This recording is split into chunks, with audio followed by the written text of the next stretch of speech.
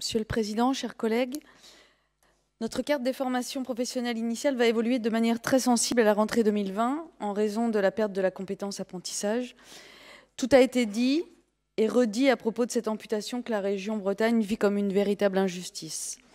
Forouz Salami nous en a parlé tout à l'heure dans son intervention de politique générale et Anne Trohalin y reviendra ultérieurement. Cette réforme ne nous convient pas, mais nous nous y adaptons. Elle se traduit entre autres par cette nouvelle carte des formations professionnelles dont le périmètre se rétracte pour ne plus couvrir que le champ scolaire.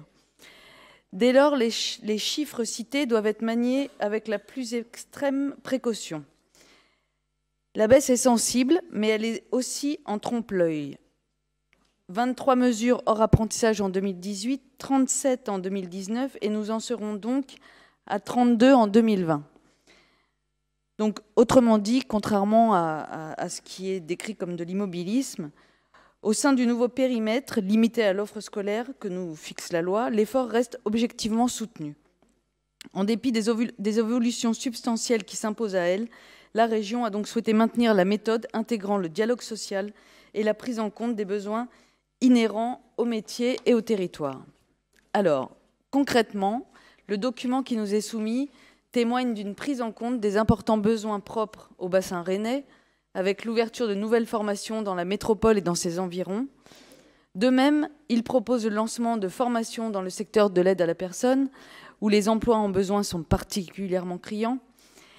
Il atteste enfin d'une ambition incontestable en matière d'aménagement du territoire. Et donc, concrètement encore, dans cette optique, il est proposé de doubler la capacité d'accueil d'un BTS à l'Opérec et d'en ouvrir un autre à Châteaulin dans le but de renforcer l'attractivité d'établissements en zone rurale. Cet exercice a été mené au sein du CREFOP en concertation avec les branches professionnelles et de manière étroite avec le rectorat. Comme l'a rappelé Georgette Bréard, nous mettons en œuvre notre méthode de concertation et de travail partenarial. La région joue ici pleinement son rôle pour faire évoluer la carte des formations professionnelles de façon équilibrée dans un souci d'aménagement du territoire, de proximité pour les familles par un maillage dense et de qualité de l'offre du CAP jusqu'au BTS et d'adaptation aux besoins des secteurs professionnels.